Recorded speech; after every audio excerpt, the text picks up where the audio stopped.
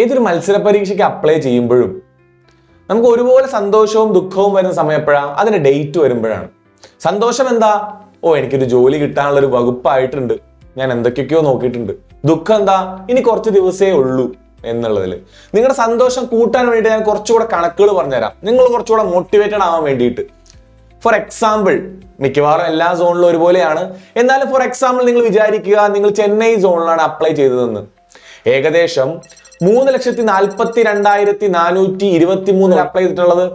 ഏകദേശം 436 ഒഴിവുകളാണ് ചെന്നൈ സോണിലുള്ളത് ഗ്രാജുവേറ്റ് ലെവലിന്.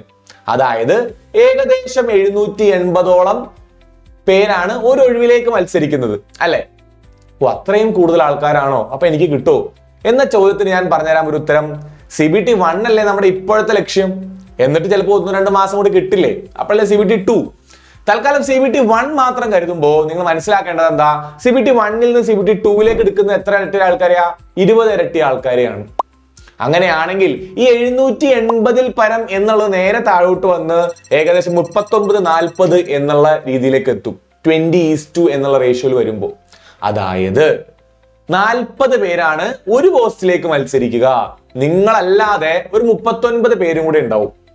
ഇനി നിങ്ങളൊന്ന് ആലോചിച്ച് നോക്കൂ, ഈ 40 പേരില് കുത്തിയിരുന്ന് നിങ്ങളെപ്പോലെ കഷ്ടപ്പെട്ട് ഇനിയുള്ള ദിവസങ്ങളിൽ എങ്കിലും പഠിക്കുന്ന എത്ര കുട്ടികൾ ഉണ്ടാവും? ഈ സോഷ്യൽ മീഡിയയുടെ കാലത്ത് സമയം കളയാതെ നല്ലോണം ഇരുന്ന് പഠിക്കുന്ന ഒരു ആസ്പിരന്റ് എത്ര പേരുണ്ടാവും? ഒരു പകുതി കൂട്ടാൻ നമുക്ക്, അത്രയൊക്കെ കാണുള്ളൂ. എല്ലാ പരീക്ഷയ്ക്കും അങ്ങനെ തന്നെയാണ്. അപ്പൊ ഇതൊരു അവസരമല്ലേ?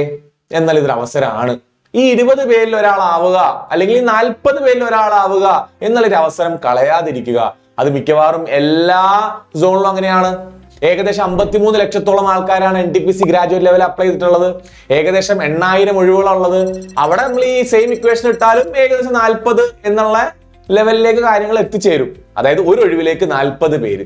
ആ 40ൽ ഒന്നാവാൻ നിങ്ങൾക്ക് സാധിക്കും. ഇനിയുള്ള ദിവസം വളരെ ചിട്ടയായിട്ട് പഠിക്കുക. ഇനിയുള്ള ദിവസം എങ്ങനെ പ്ലാൻ ചെയ്യേണ്ടത്? അതൊരു ചോദിച്ചിട്ടല്ലേ? അതെ, ഇനിയുള്ള ദിവസം നിങ്ങൾ പഠിച്ച കാര്യങ്ങൾ, നിങ്ങൾക്ക് അറിയാവുന്ന കാര്യങ്ങൾ റിവൈസ് ചെയ്യുക. ഏറ്റവും ഹൈ വെയിറ്റേജ് ആയിട്ടുള്ള കാര്യങ്ങൾ മാത്രം പഠിക്കാൻ നോക്കുക, സമയം കളയാതിരിക്കുക. Previous year question test series, ഈ 4 പില്ലറിലായിരിക്കണം നിങ്ങളുടെ മുന്നോട്ടുള്ള പോക്ക്. എന്തൊക്കെയാ? ഒന്നാമത്തത് റിവിഷൻ, പഠിച്ചതിനെ ഓർമ്മ കറക്റ്റ് ആയിട്ട് കൊണ്ടുവരിക. പരീക്ഷയുടെ ഈ അവസാന ഘട്ടത്തിൽ പഠിക്കുന്ന പോരാളി തന്നെയാണ് ജയിക്കുന്നവൻ, അല്ലെ? അവസാനത്തെ ഒരു മാസത്തിൽ ആരാണോ പഠിക്കുന്നത് അവനാണ് ജയിക്കുന്നത്. ഇതിനു മുന്നേ നമ്മൾ എന്ത് ചെയ്തിട്ടും കാര്യമില്ല. നമ്മുടെ ഷോർട്ട് ടൈം മെമ്മറിയിലേക്ക് നമ്മൾ ഇതിന് മുന്നേ പഠിച്ചതെല്ലാം കൊണ്ടുവരണം. അല്ലെങ്കിൽ ഇപ്പോൾ കുറെ കാര്യങ്ങൾ നമ്മുടെ ഷോർട്ട് ടൈം മെമ്മറിയിലേക്ക് എത്തിക്കാൻ നമുക്ക് പറ്റണം. എന്നാൽ മാത്രമല്ലേ നമ്മൾ ജയിക്കുള്ളൂ. So revision. രണ്ടാമത്തത് ഏറ്റവും വെയിറ്റേജ് കൂടുതലുള്ള ഏരിയകൾ നമ്മൾ മനസ്സിലേക്ക് എത്തിക്കുക. അടുത്തതോ പ്രീവിയസ് ഇയർ ക്വസ്റ്റ്യൻ, പരീക്ഷയെ മനസ്സിലാക്കുക. അതുപോലെ മാക്സിമം ടെസ്റ്റുകൾ ചെയ്യുക. ചുരുക്കം പറഞ്ഞാൽ എക്സാം ഓറിയന്റഡ് ആയിട്ട് പഠിക്കുക ഇനിയുള്ള ദിവസങ്ങളിൽ. അത് മാത്രമായിരിക്കണം നിങ്ങളുടെ മന്ത്ര, നിങ്ങളുടെ ലക്ഷ്യം. സോ ഇനിയുള്ള ഈ ഒരു മാസം അല്ലെങ്കിൽ ഇനിയുള്ള ഈ ദിവസങ്ങൾ നമുക്ക് എങ്ങനെ പ്ലാൻ ചെയ്യാം? സ്കോർ നിങ്ങൾക്ക് വേണ്ടിയിട്ട് ഒരു കോഴ്സ് പ്രൊവൈഡ് ചെയ്യുന്നുണ്ട്. എന്തിന്? റിവിഷനും ടെസ്റ്റ് സീരീസും ഉൾപ്പെടുത്തിയ ഒരു കോഴ്സ്. അതല്ലെങ്കിലും നിങ്ങൾ എന്ത് ചെയ്യുക? സ്കോറിന്റെ യൂട്യൂബ് ചാനലും സ്കോറിന്റെ ടെലിഗ്രാം ചാനലും അതുപോലെ സോഷ്യൽ മീഡിയ പ്ലാറ്റ്ഫോംസും ഫോളോ ചെയ്യുക. എന്താ അതിന്റെ ഗുണം എന്നല്ലേ? ഫ്രീ ആയിട്ട് കുറെ സെഷൻസ് വരുന്നുണ്ട്, കുറെ മാരത്തോൺസ് വരുന്നുണ്ടാവും, അല്ലെ? കുറെ സെഷൻസ് അതല്ലാതെ വരുന്നുണ്ടാവും, ടെസ്റ്റുകൾ നിങ്ങൾക്ക് പ്രൊവൈഡ് ചെയ്യുന്നുണ്ടാവും. അതിനെല്ലാം വേണ്ടി നിങ്ങൾ എന്ത് ചെയ്യുക? വ്യക്തമായിട്ട് സ്കോറിന്റെ പ്ലാറ്റ്ഫോംസ് ഫോളോ ചെയ്യുക. കോഴ്സ് പർച്ചേസ് ചെയ്യാൻ പറ്റുന്നവർ പർച്ചേസ് ചെയ്യുക. ഈ കുറച്ച് ദിവസം കളയാതിരിക്കുക.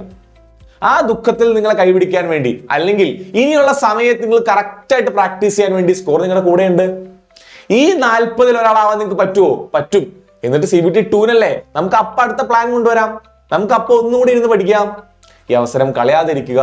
എല്ലാവർക്കും best of luck. Thank you.